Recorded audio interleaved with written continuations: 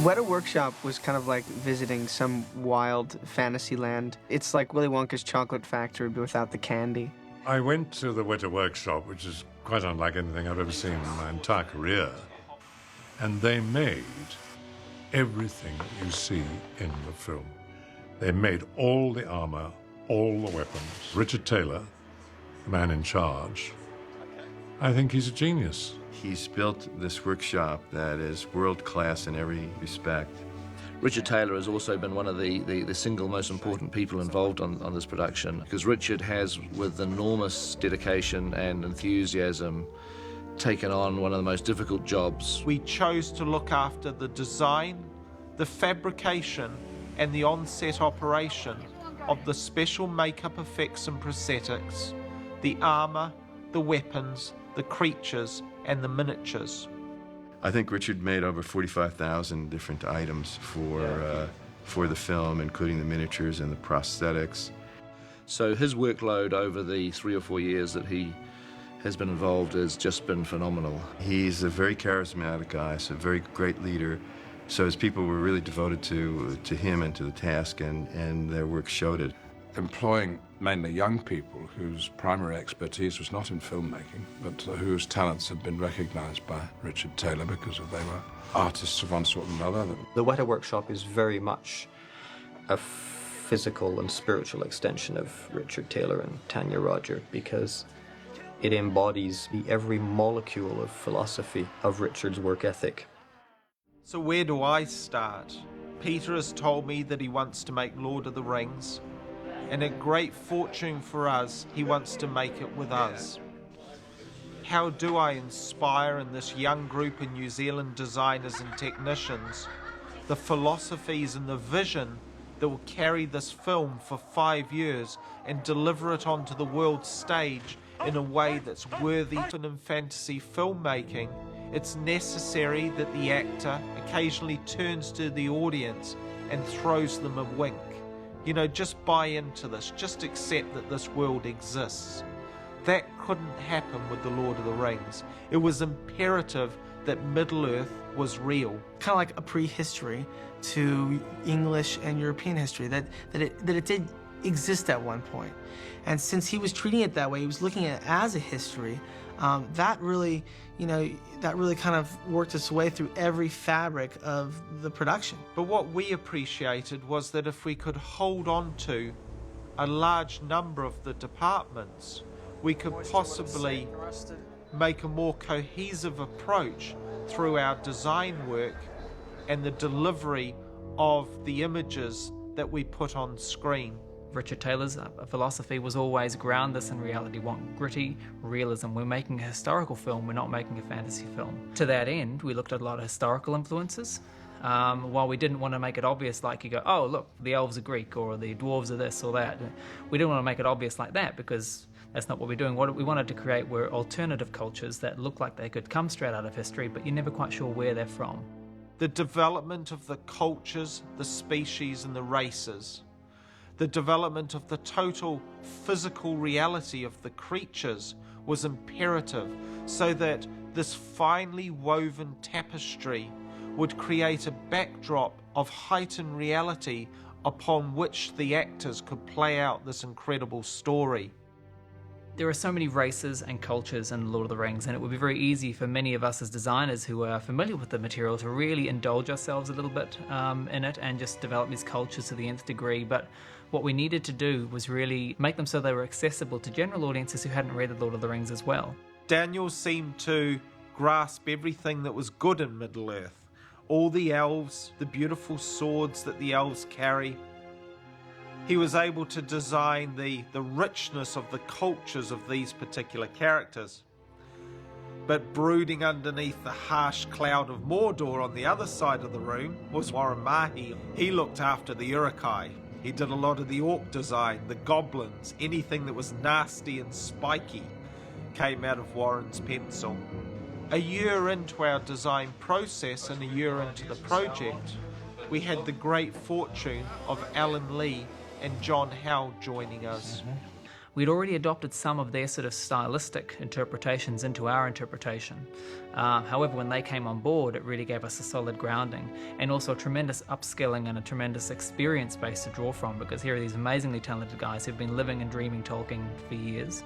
They'd broken a lot of ground for the weaponry, the armor, and the creatures, which was their primary mandate.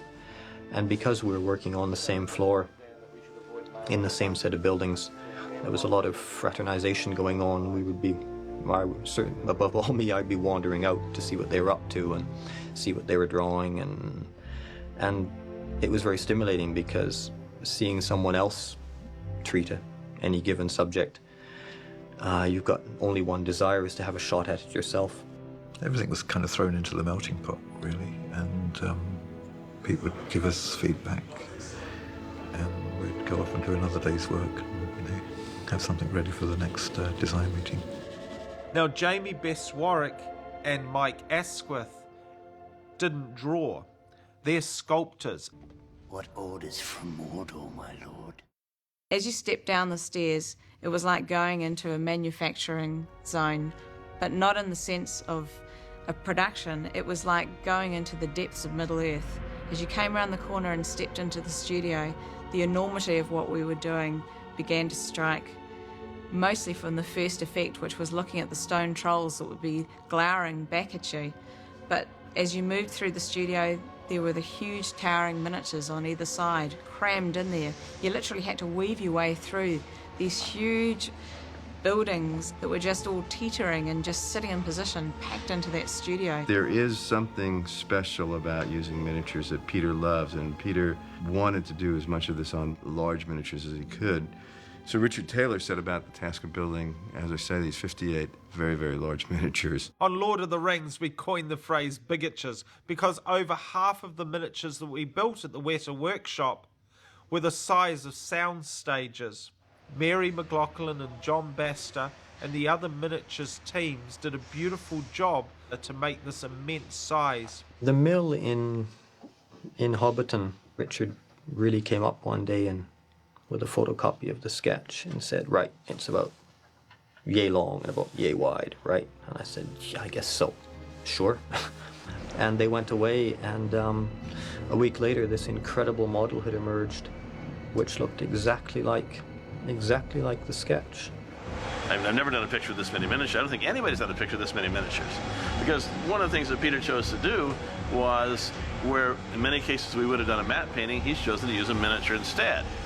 Or a miniature with a slight bit of matte painting to blend it into live action. So we're doing a huge number of shots where we're dropping a miniature behind the live action scene, which is wonderful because it means that we get the beauty of the live action, and then we're able to expand it and amplify it and create the environment into which this live action scene will play. And that's pretty neat.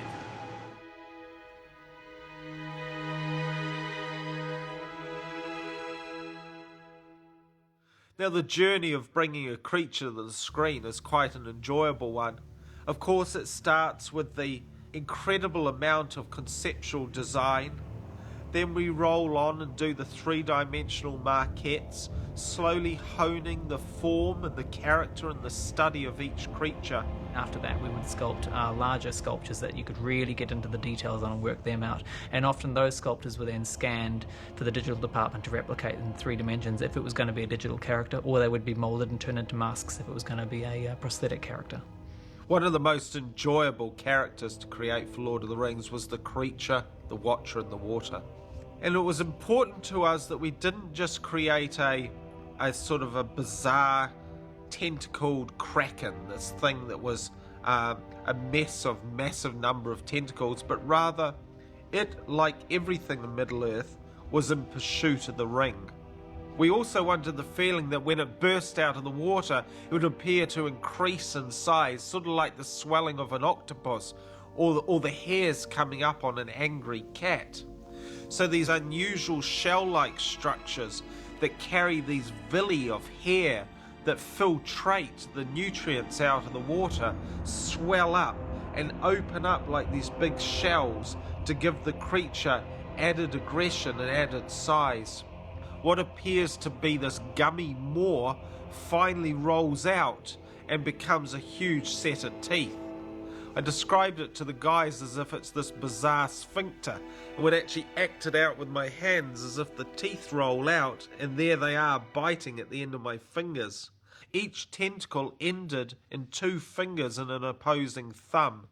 So when Frodo is grabbed by the leg and lifted up, these tentacles can try and find out where the ring is.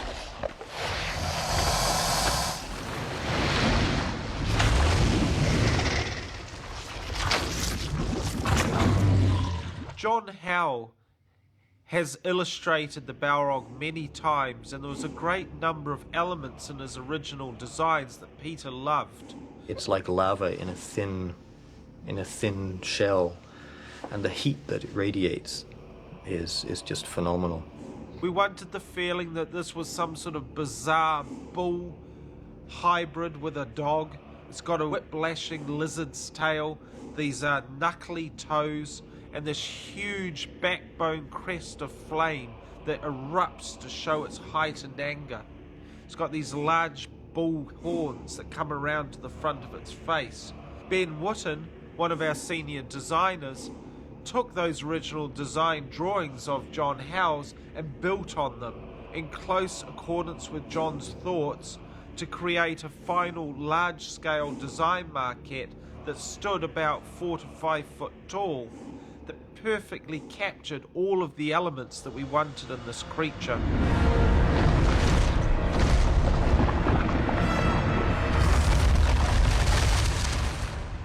Peter would come into our design studio each day to critique our work and give us his thoughts, and as he has always done over the years, would actually perform the character.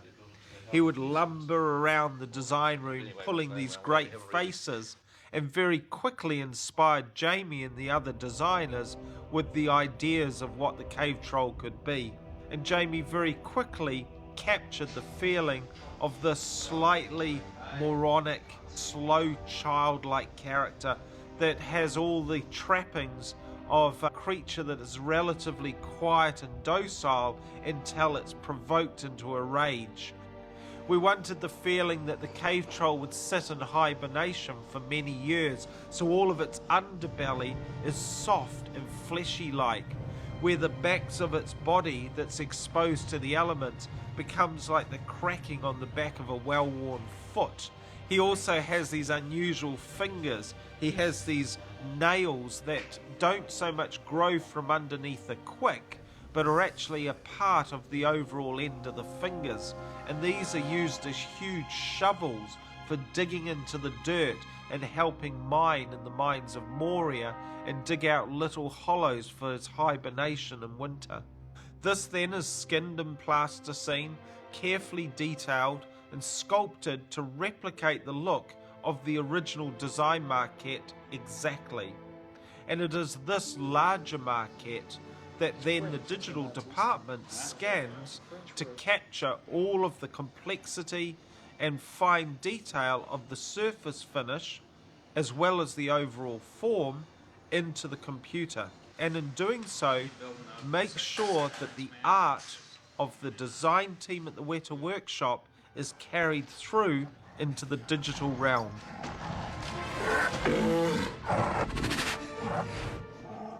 Now, the department that we oversaw at Weta that required the most extensive amount of work was the realization of the creatures through prosthetics. Although we had small and subtle prosthetics for a lot of the lead actors, the most prolific amount of prosthetic work was used on those that are evil in Middle-earth. The Uruk-hai, the goblins, and of course the orcs. Peter wanted something special for the goblins of Moria. We drew all kinds of crazy creatures that you could never hope to get anyone inside a suit to play those, but making them into these sort of insect-like creatures with uncomfortable spikes, and I think Jamie probably sculpted out the actual faces they have. Over the length of 3 films, we produced over 10,000 facial appliances, over 1,800 bodysuits in foam latex. We brought that in by the container load. Every couple of months we'd have a new container of foam latex arrive. It was purely brought into the workshop to make the thousands of hobbit feet, the suits of Uruk-hai and Orc undergarment bodies. The foam latex ovens ran 365 days a year for 3.5 years to manufacture the massive amount of appliances out of 3 huge ovens. It was amazing how much foam latex we used. I could never... Aesthetic requirements for Weta Workshop. Each day, a multitude of characters would be applied into elaborate facial appliances and then put into full foam latex bodysuits. Teeth would go in, contact lenses, and the wigs would finally be fitted to create the overall feeling of these unusual creatures.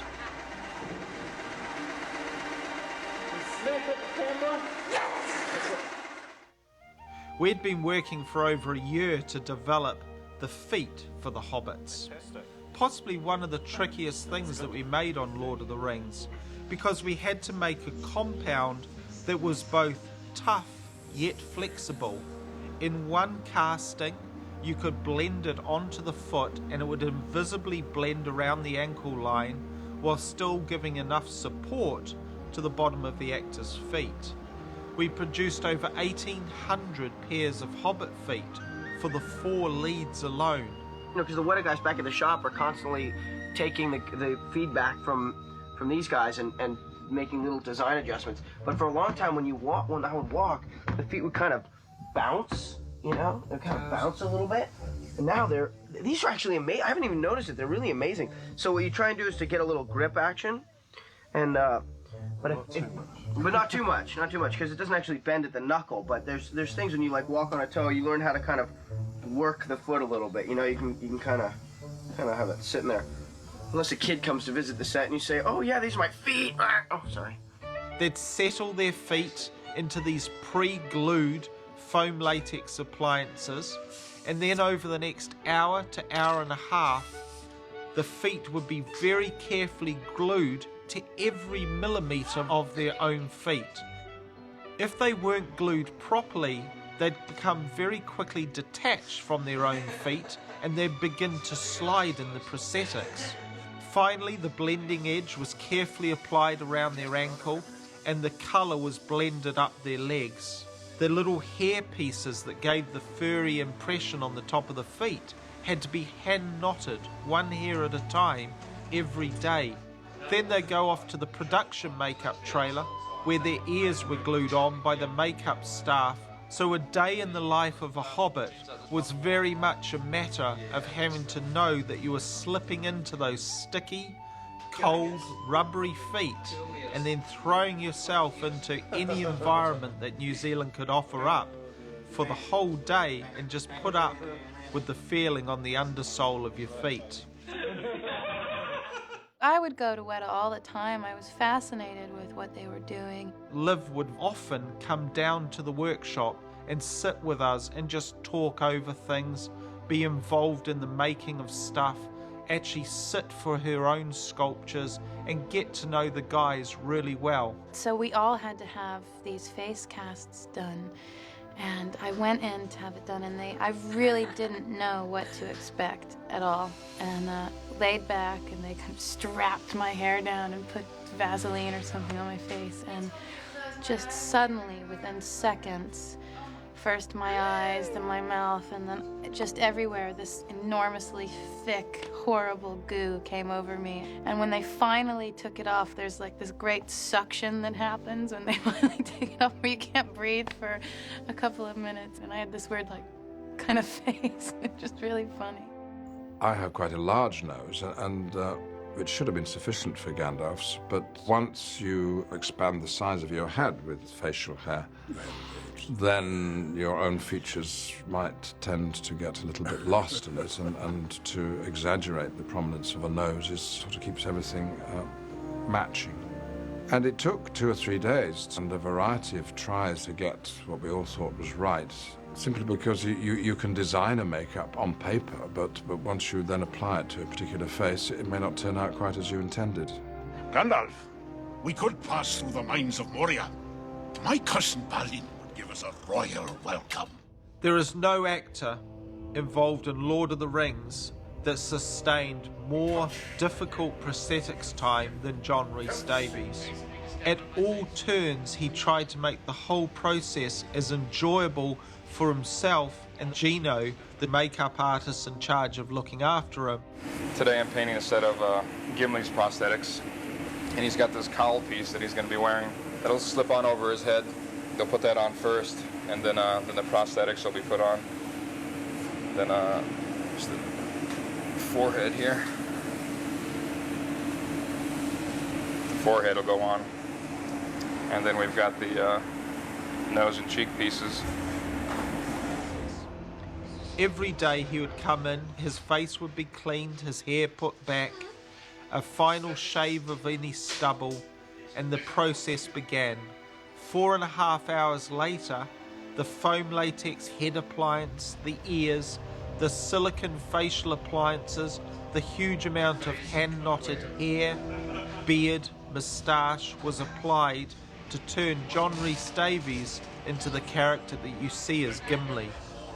And I always try to make it my business. Whenever I was in costume and in makeup and I had the armor and all that on, and I was close enough, I would go back and show them the results of their work as it actually looked on, and show them what they'd done. As you walked into the armour department, there was a different feeling. There was always a frenzied feeling in the armour department because there was a transformation going on all the time. There was armour being created out of leather, very organic armour, very gritty and grim. Certain parts of the armour department had fantastic array of metals and buckles and rivets and all the sorts of things that would hold it all together. Then you'd move through into the area that was where the steel armour was made, and that in itself was a huge experience because of the fact that the sound itself of the metal being beaten onto an anvil was so loud and so organic that you just couldn't help feeling like you were sort of a part of Middle Earth in there. John Howell is one of the world's leading people in the understanding of medieval armour and weapons. When John arrived, he was able to bring to Weta a level of design knowledge, fabrication, and some of the complexities of the construction of armour that we didn't understand at that point. Armour is the most impossible thing to understand and to render illustratively because all of these static shapes interact with each other in very, very surprising ways. And it's nearly impossible to understand unless you have some fairly serious layman's knowledge about how it works. It's always frightening and astonishing about how beautiful it all is. But I've worn a lot of the real stuff because I'm one of these really thin guys who can get into it all. He was able to let us know what worked and what didn't, why things were built in a certain way. And that level of inheritance and that level of culture and history that he was able to invest into our armour making process was a wonderful thing for us at that point in the making of Lord of the Rings.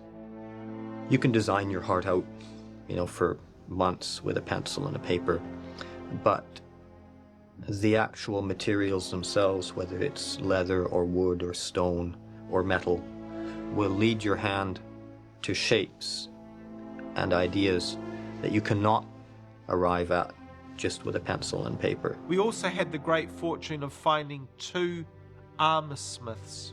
In the tiny country that is New Zealand, here was 2 guys that were making a living from the fabrication of plate armour.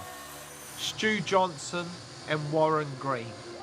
Now, building a forge in the workshop was, Richard was very excited about that idea. He really wanted to approach the whole idea in as traditional a manner as possible.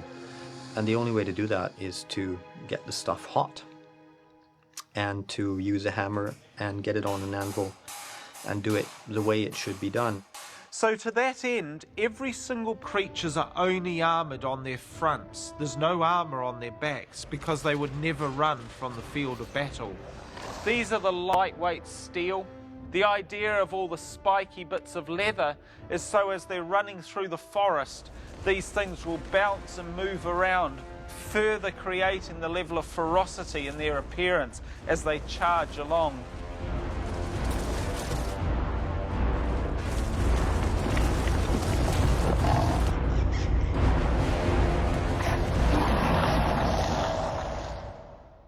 The orcs aren't bad at making armour, they just make really ugly armour. And their armour is very, very successful. As you can see by this set of leather gauntlets, they've managed to create articulated lames, and their black speech motifs are tattooed into the leather to put their own incantations of evil into the leather surface. The concept behind these Maori orcs, Peter said that he wanted them to look like cockroaches scuttling in mass, these black, dark, nasty suits of armour. Now, we based this helmet on a sort of a deep-sea fish, theorising that most of their food would come through the deep cracks of the earth where these fish may be washed into these deep caverns. The helmet very much takes on the perception of this huge mouth of this deep-sea fish.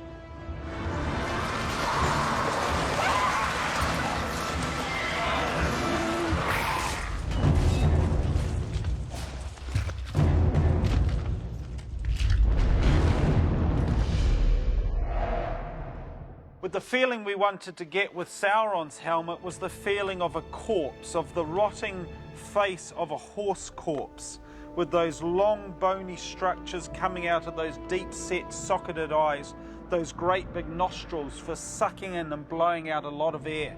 The intaglio was put on as a lithographic process that then was acid etched using sulfuric and hydrochloric acid to eat the surface of the metal, to give the appearance that the surface of the steel is crawling with this wicked ivory all over it. Now here is a Gondorian suit of armour from the prologue, a combination of plate steel underneath, covered by this tunic, encrusted with the heraldry of the Tree of Gondor, the son of Numenor. Encrusting the armour of the Gondor is these helmets. They carry the seabird's wings of the Gondorian motif. The antiquity of the helmet is such that it's made out of separate components. But an interesting feature is the way that we've actually glued the hair into the helmet. This is so the makeup department don't need to put wigs onto the actors every day. This is from the... Standing surrounded by all this armour was that it felt as though it had been discovered on an archaeological dig. It had that sort of realism about it. What was so deceptive is it wasn't. It was made out of plastic, urethane, all those sorts of materials that are so modern today. But in actual fact, the look of it had that detail and realism so well captured that it really did sort of deceive people. Chainmail is a problem. Chainmail is a cinema nightmare, and there is no convincing way to make any approximation of chainmail without a stroke of genius, and most chainmail in movies is just awful. It's terrifyingly bad. It's either knitted wool that's been sprayed with aluminium paint, or it's made of, you know, whatever, and it always looks crappy. It never looks like the real thing. Richard came up with this new technique to create chainmail that was fairly light so that you wouldn't weigh down your actors, but much, much, much more real looking. So they actually devised a way of making it out of plastic. And the thing that they developed entirely in the workshop, under the guidance of Richard and Dominic, one of his chief geniuses, so they purchased pressure hose, which is of the right diameter for a link of chainmail, which they would slit down the length. And they devised a machine which would chop it into tiny slices. This machine is driven by pneumatics, controlled by an electrical servo, and over 3.5 years, it cut 12.5 million rings from a length of black alkathene pipe, over 12 kilometres of pipe. And then two gentlemen at Weta sat for the same length of time and hand-assembled those 12.5 million rings into hundreds of garments of incredibly lightweight chain mail. I have never seen an industry like that. This guy happily sort of linking little bits of chain mail together. I think he said with my armor that he'd linked 80,000 pieces of chain mail together. I would not have traded this experience for the world. It has been the most amazing time of my life. No person was more important to the weapons than Peter Lyon. Peter had been making a collection of weapons over the years for the reenactment business in New Zealand. Pretty spectacular. I love the hero weapons, and you pick up one of those swords, the hero swords, and you realize you're holding a real sword, a real weapon in your hand. Very well balanced. Incredible craftsmanship, and many of these pieces belong in museums. Since I've started here, I've been working on things that are sort of the swords I've dreamed about working on, and I've also had nightmares about some of them. Some of them have been very fiddly. In particular, what have we got? Narsil is a good example. Narsil is actually, I'm sure, the only sword that's ever been designed with a hollow pommel, but it's still got enough weight to make it work. So sword fans, please be aware this is the first hollow pommel that has ever appeared on the screen. Now, all of this obviously takes a huge amount of person power. Over 100 weapons were made in this style, where they were actually made in spring steel, exactly as they were 500 years ago.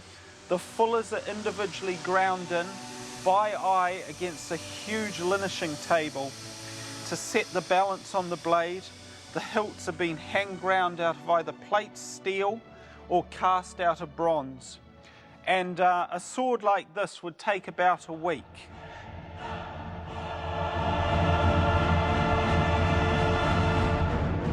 Lying next to it again is Glamdring, the sword that Gandalf wields so heroically and magically at times.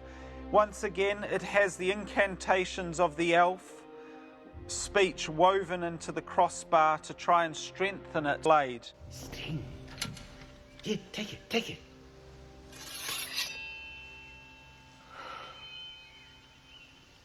It's so light. Yes, yeah, made by the elves, you know. I remember the day that I saw Sting for the first time, and it was sort of in its infancy. It wasn't completed yet. But I had already seen, like, the elvish inscriptions that they'd done on a metal Sting. Now, Sting has the same cultural inheritance as Glamdring does, Gandalf's sword. The handle is made out of kokobo, a hard wood from South Africa, and then it has a silver intaglio that has been hand-laid into the wood, finally being capped by a fairly simple but elegant hilt. You know, Boromir's sword is a strong man's sword. It's made for someone with very, very thick wrists. Boromir, of course, a descendant of Gondor, carries a one-handed fighting sword. It's actually a hand and a half. You can fight with it single-handedly, but the pommel is extended enough that if you want to draw into a two-handed blow, you have got the space to put your hand up onto the crossbar. The swords have to be balanced quite comfortably through just in front of the crossbar. It makes for quite a beautiful fighting sword. Sean Bean was very enjoyed flinging this weapon around. When you do get your sword, that becomes quite personal to you, and you get familiar with it. But you feel as though it is part of your body. I mean, it's an extension of your arm, and we all took great pride in that.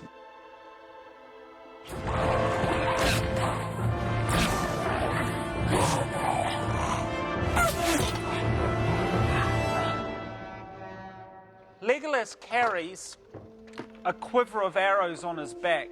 We made over 10,000 arrows for Lord of the Rings. Every race and every species has a different sort of arrow. Every arrow has its own head design. This has got a little floral motif on the actual blade of the head. It carries a green fletch on it. This is his quiver, but carried in his quiver are the white knives, his fighting knives. And you can see it has got an elven etching down the blade. The handle is inlaid with a gold etching that's laid into the timber. It's got boxwood as the timber of the handles. These he carries over his back, and he's able to draw both at the same time.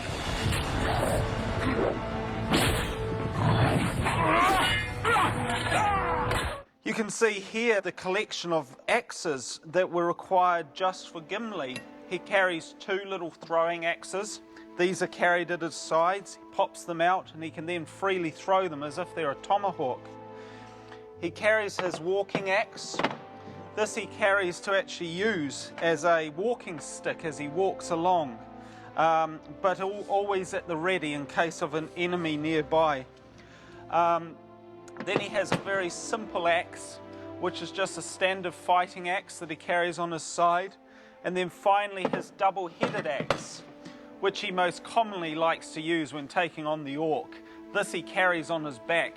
By a shrug of his shoulders and a flick of the wrist, he can pull it out of the back holster and quickly grab it, ready to take on the enemy.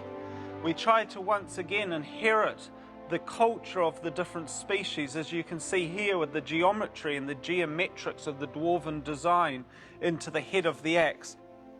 And even the way that the leather has been laid onto the handle takes on the geometric nature of the architecture of Moria.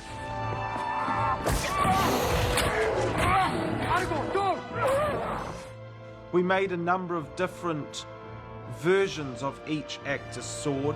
Spring steel, heavy hero swords for tight close-ups, lighter weight aluminium swords for fighting scenes, rubber versions for safety reasons.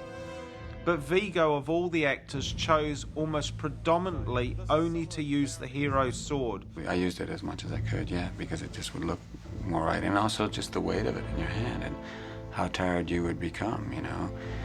It looks silly when you do a big battle sequence if everybody's like, all the time. You know, at a certain point, you kind of miss, you deflect, you can't keep that amount of energy going all the time. He caught us out as well on arriving at Weta.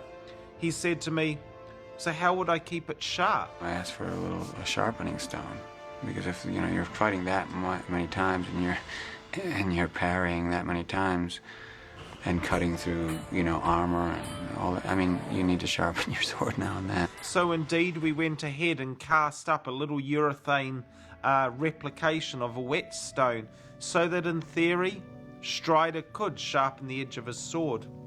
His sword was quite unusual because built into the scabbard was a little utility knife, a little tiny dagger that's not used in any way for fighting, but really an eating knife. Things like the eating knife that's part of the scabbard for the sword, it's just a practical thing, you know. What do you clean a rabbit or a deer with? You're not going to use your sword, you know what I mean?